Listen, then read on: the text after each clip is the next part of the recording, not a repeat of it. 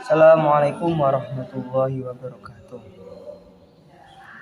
Alhamdulillahirabbil alamin wa bihi nasta'inu ala umuri dunya waddin. Asyhadu an la ilaha illallah wahdahu la syarikalah wa asyhadu anna Muhammadan abduhu wa rasuluh. Yang saya hormati Bapak Sa'aduddin An-Nasih LC-MPD selaku dosen pengampu mata kuliah Pendidikan Agama Islam, dan yang saya cintai teman-temanku semua. Allah yang Maha Pengasih lagi Maha Penyayang, yang tidak pilih kasih juga tidak pilih sayang, segalanya dikasih dan disayang. Maka atas kasih dan sayangnya kita semua bisa berkumpul pada kali ini dengan keadaan sehat walafiat biqaulina alhamdulillahirabbil alamin. Shalawat serta salam semoga tercurahkan pada sang reformis akbar dunia, yaitu Nabiullah Muhammad SAW. Biqaulina Allahumma shalli ala sayyidina Muhammad. Allahumma shalli ala sayyidina Muhammad. Pada kesempatan kali ini saya Taufik Hanafi sebagai moderator dalam kelompok 8 dalam materi yang berjudul Islam dan Gender. Sebelum menuju ke pembahasan, saya sebagai moderator akan memperkenalkan anggota kami yang beranggotakan nama Muhammad Ilham Agustin dengan nomor induk mahasiswa 2021333322. Kemudian saya sendiri Taufik Hanafi dengan nomor induk mahasiswa 2021333323. Kemudian ada Nuris Soroyah dengan nomor induk mahasiswa 2021333325. Yang keempat Abdullah Basar dengan nomor induk mahasiswa 2021333327. Sebelum menuju ke pembahasan, saya sebagai moderator akan membuka acara pada presentasi kali ini dengan membaca bismillah bersama. Bismillahirrahmanirrahim. Kemudian materi yang pertama akan saya bacakan tentang gender.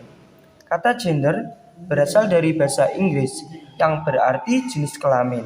Secara umum, pengertian gender adalah perbedaan yang tampak antara laki-laki dan perempuan. Apabila dilihat dari nilai dan tingkah laku, gender adalah pandangan atau keyakinan yang terbentuk dalam masyarakat tentang bagaimana seharusnya seorang perempuan atau laki-laki bertingkah laku maupun berpikir.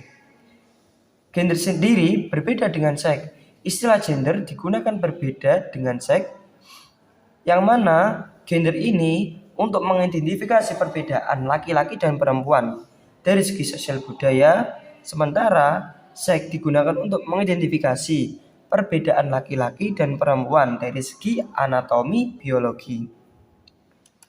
Kemudian tentang konsep kesetaraan gender. Untuk perempuan sebagai individu, perempuan adalah makhluk ciptaan Allah yang mempunyai kewajiban sama untuk beribadat kepadanya. Diterangkan dalam Quran surat Al-Zariyat ayat 56.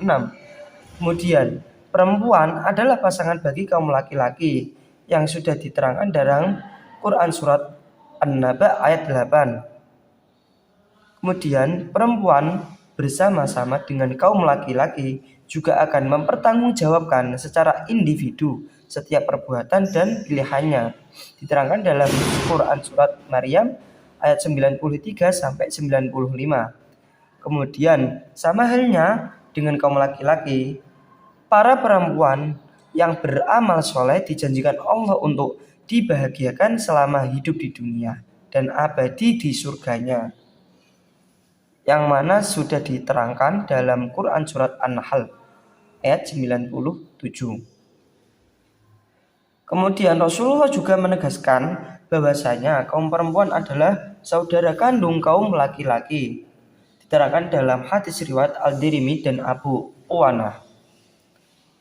Perempuan dan hak kepemilikan. Kepemilikan atas kekayaan perempuan termasuk yang didapat melalui warisan ataupun yang diusahakannya sendiri.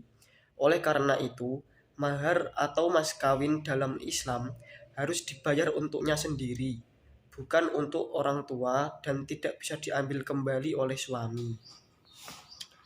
Selanjutnya yang nomor 3, perempuan, dan pendidikan.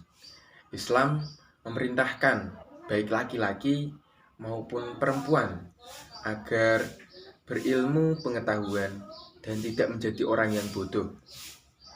Allah sangat mengancam orang-orang yang tidak berilmu pengetahuan, baik laki-laki maupun perempuan. Dan itu sudah diterangkan di Az-Zumar ayat 9. Selanjutnya, kewajiban menuntut ilmu juga ditegaskan dalam hadis Nabi Muhammad SAW. Hadisnya begini, menuntut ilmu itu wajib atas setiap laki-laki dan perempuan. Diriwayatkan oleh Muslim. Baik, saya akan menyampaikan materi mengenai perbedaan gender menyebabkan ketidakadilan. Perbedaan gender telah melahirkan berbagai ketidakadilan, baik bagi kaum laki-laki maupun kaum perempuan. Ketidakadilan gender merupakan sistem dan struktur di mana kaum laki-laki dan perempuan menjadi korban dari sistem tersebut. Predikat laki-laki dan perempuan dianggap sebagai simbol status. Laki-laki diidentifikasi sebagai orang yang memiliki karakteristik kejantanan atau masculinity, sedangkan perempuan diidentifikasi sebagai orang yang memiliki karakteristik kewanitaan atau feminim. Perempuan dipersepsikan sebagai wanita cantik, langsing, dan lembut. Sebaliknya, laki-laki dipersepsikan sebagai manusia tegar, perkasa, dan agresif. Dominasi laki-laki dalam masyarakat bukan hanya karena mereka jantan, lebih dari itu karena mereka mempunyai banyak akses kepada kekuasaan untuk memperoleh status.